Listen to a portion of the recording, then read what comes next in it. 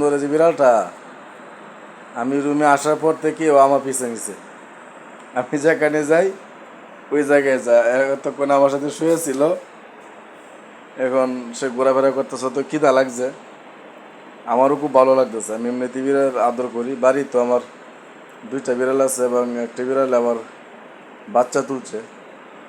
ও আমার সঙ্গ নিছে। রাত তো অনেকটা হয়ে গেছে, যে কালকে অনুষ্ঠান, কালকে রবিবার।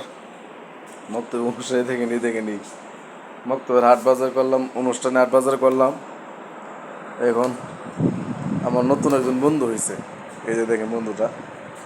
দোয়া করবেন আমি যেন ওকে আদর করতে পারি, ভালোবাসা দিতে পারি। সে যে উদ্দেশ্য আসছে, আল্লাহ যেন তার উদ্দেশ্যটা আমার মনের মধ্যে জাগাইয়া দে।